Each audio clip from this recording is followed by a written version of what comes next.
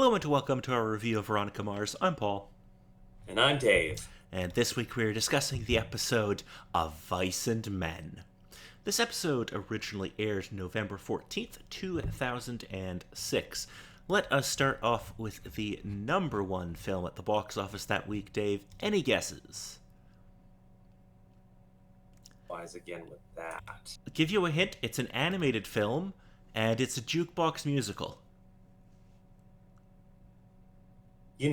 Making it specific for any of the animated films that came out around the time. This was like a phenomenon. With that. It also had like an incredible cast. Robin Williams was in it. Maybe that'll help. Supposedly that makes sense with jukebox musical. Yeah, 2006, animated.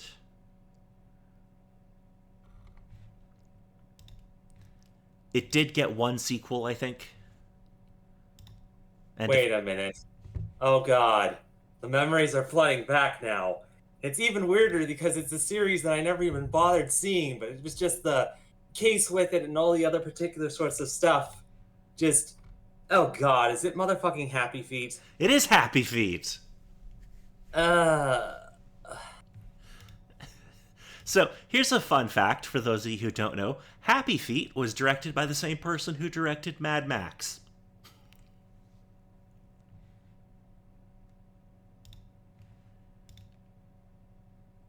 I'm not even sure where to supposedly place that on the scale. Complete other ridiculousness or just the director has good range?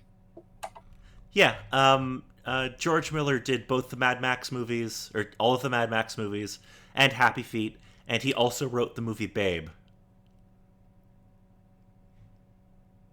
Eh, And wrote and directed Again, it's a Babe. fairly interesting range between all of them. Yeah, and wrote and directed Babe Pig in the City, the sequel. He's an interesting fellow. Moving along, number one song in America, Dave. Any idea what it could be? What were we listening to in November of 2006? I wouldn't be surprised if it was the same one from last week. One of the Justin Timberlake songs. Yes, it is My Love by Justin Timberlake featuring T.I. Mm, Which, that's certainly a choice. 2006, that was certainly a choice. yeah, there were still those couple people that were obsessed with Timberlake after all of his particular things with career. Yes. So let's move on to video games. I'm not going to name all of them because there is a lot. I'm just going to name the ones that I think are interesting. Okay. November 8th, if you had a Nintendo DS, you could get Bomberman Land Touch, which is a game I don't remember, but it's Bomberman, and I like Bomberman. Yeah, Bomberman is fairly good. Case of interesting enough idea. It definitely went through a phase, but yeah, very much as it sits, it's very good. November 13th, if you had an Xbox 360, you could pick up Dead or Alive Extreme 2. The game that made the typical joke of what most Xbox 360 players would want to play. Yes, this is the sequel to Dead or Alive Extreme Beach Volleyball, which certainly was a game that had things in it. Yeah, gameplay and some other particular sort of stuff was supposedly questioned on whether or not it actually had it, but it most certainly had things. They spent a lot of money on their jiggle physics. Yeah. Still on November 13th, if you're a PC fan, another expansion for EverQuest 2 came out. It's called Echoes of Fade-Tour. I don't know what that is, but people seem to like EverQuest, apparently. It was a thing. November 13th, if you had a PS3, you could pick up Mobile Suit Gundam Crossfire. I know that's another series that people seem to like. Very much so. It's a bit of the case of never managed to get into a Gundam series. Also, on November 13th, if you had a Nintendo DS, you could pick up Yoshi's Island DS. Yes, though it was the slight case of somewhat understandable, but also the case of supposedly scratching the barrel for trying to stick stuff on the DS. Yeah, that always seemed like an odd choice to me. Cause I'm like, really, like a Yoshi's Island game? I feel like Yoshi's Island games never did very well. They were most certainly a thing, but especially it was either just for the novelty or just weird ideas, supposedly. Yeah, because they also had Yoshi's Story on the N64, but that was quite a while before. And of course, Super Mario World 2. Hmm. But yeah, I think they do better now with like Woolly World and Crafted World and stuff. Hmm. Moving along, November 14th, the day this episode aired, we have a couple of interesting ones.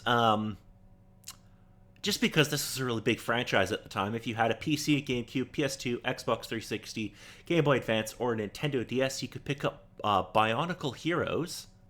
Yeah, because Bionicles was a thing, and quite a thing when you looked into it. Yes, I have exactly one Bionicle.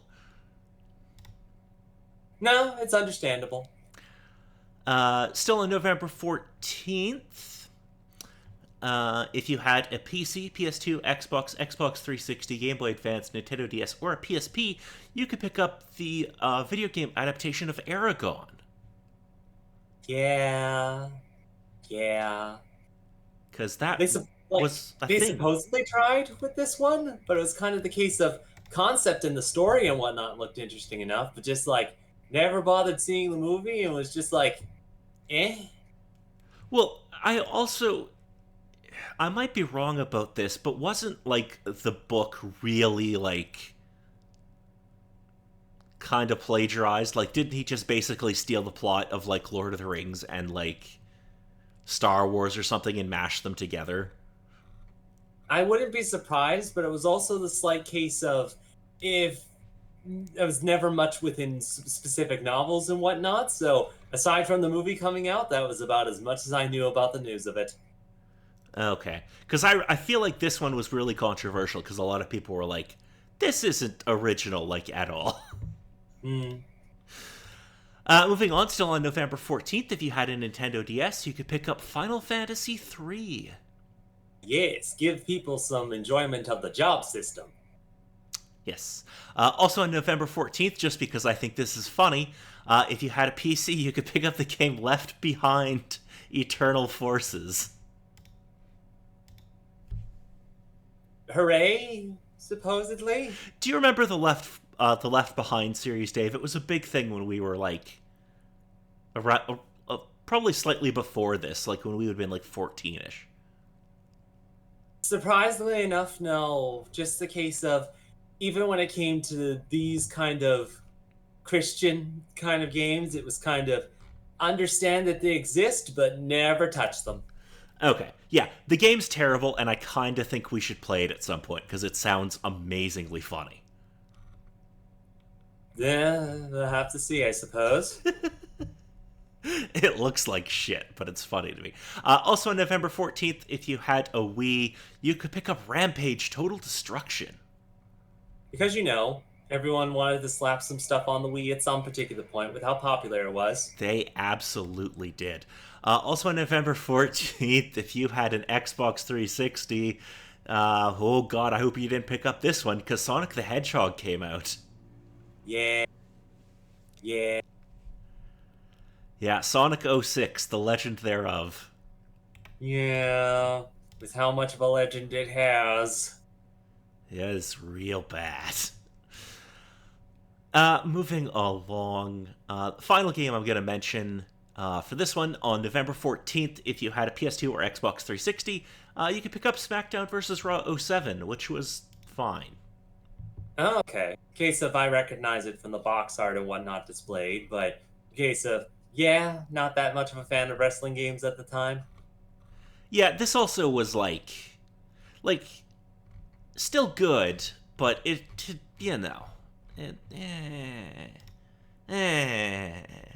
And just one quick thing before we head on onto the episode was one last game I spotted here on November the 14th on the PSP. You could pick up Guitar Man Lives. Okay, I saw this. What is this game? This is another one of the music-based kind of game, same sort of style of Space Channel 5, other music rhythm game styles, Okay. where the particular claim to fame for this one was instead of either seeing buttons come down a screen or pushing them in supposed sequence, it was following the line with the control stick to keep the rhythm and beat of the song. Oh, interesting. It also was the case of it is miraculously weird and redonkulous and interesting with its musical styles that it was bouncing between. Interesting. And a case of I would absolutely love to play it, but its previous game on the PlayStation 2 is absolutely redonkulous to find, and it has not been picked up by much of anybody for the obvious reasons. Yeah, it sounds really interesting. I'm not normally like a rhythm game kind of guy, but that one sounds like it would be fun. Alrighty, let us move on to the episode. So, Veronica and Keith have a minor fight over Keith's relationship with Harmony. Veronica is staying in Wallace and Piz's dorm room as they are off studying somewhere in a hotel. Piz comes in unexpectedly, and the two end up hanging out. However, a girl shows up and tells them that her boyfriend, Sully, has gone missing. They look in Sully's room, but the girlfriend is hesitant to help. In criminology class, Mr. Landry tells Veronica that he's applied to her for an internship at the FBI. Veronica talks to Logan about Mercer, but he still refuses to give her an alibi. Veronica and the girlfriend Meryl find that Sully has contacted another girl, Scarlett, but Scarlett knows that Sully has a girlfriend. Veronica visits Mercer in prison, and he tells her that there are many people who would want to frame him. Sully's roommate comes back to their room, and Veronica uncovers that Meryl and Sully had a fight the previous weekend. Harmony succeeds in convincing Keith that their relationship is not immoral.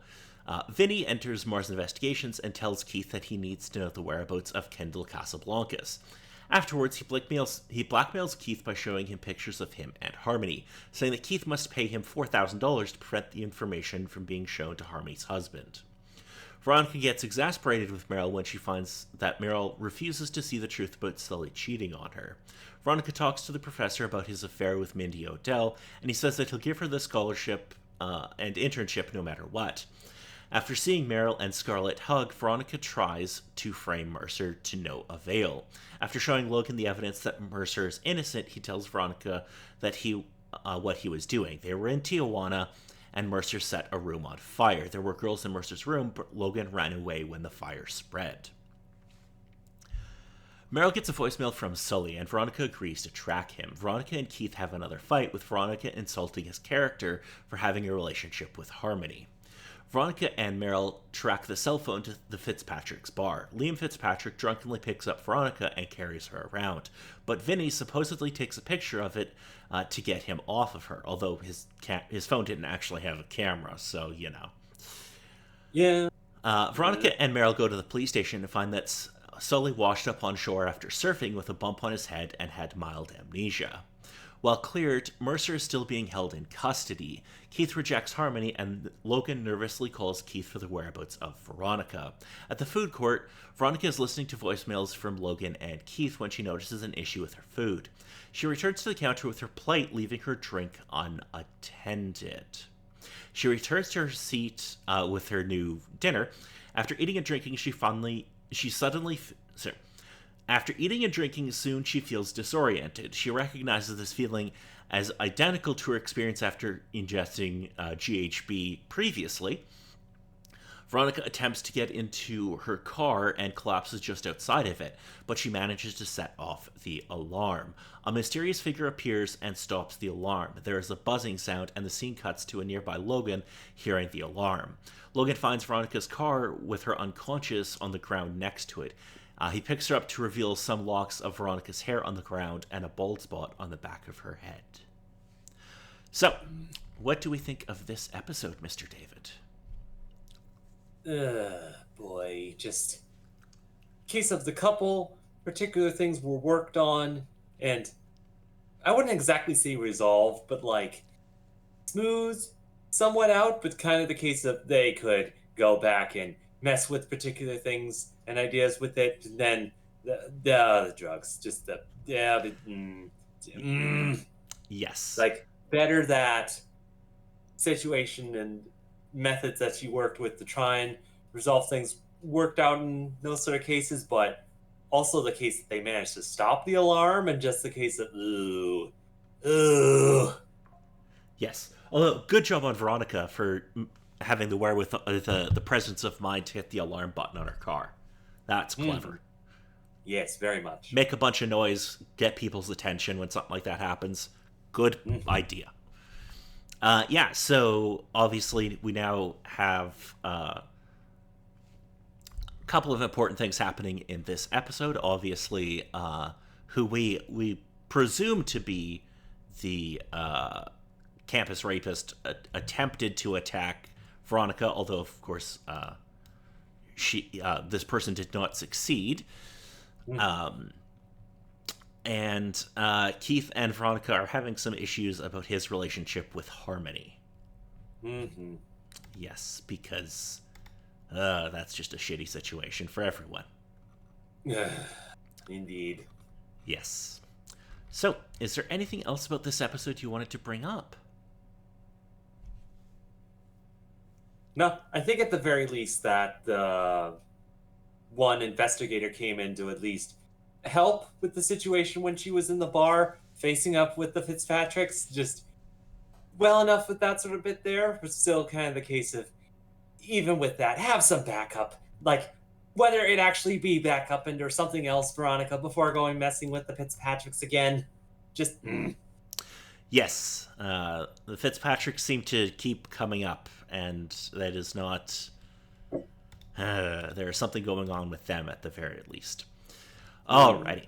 So, next week we'll be discussing the episode Lord of the Pies, although it could also be Lord of the PIs. I'm not sure how we're supposed to read it. yeah, with that, like it's the one way, but it could be interpreted the other way. Both ways kind of work, but I suppose with the one other way with PI, it works a little bit better with the show. But one of the fraternities is something pi, I think. That's also true, fitting in with that sort of thing there. Yeah, it's almost like they might want to have it go both ways here. Anyway, in this episode, Veronica and Keith are going to look into the mysteries of a wealthy heiress and college board trustee, and they will eventually find out that she is involved in some kind of a complex scheme involving a divorce and a whole bunch of things. And we're also going to find out some things about Lilith House and how they may have not been entirely truthful about some of the rapes that allegedly happened on campus. Joy. If the particular things working with all that stuff wasn't enough, now they're supposedly faking some of the things and just... Oh, God. Yes, it is not going to be good for anyone. So, until next time, I'm Paul. And I'm Dave.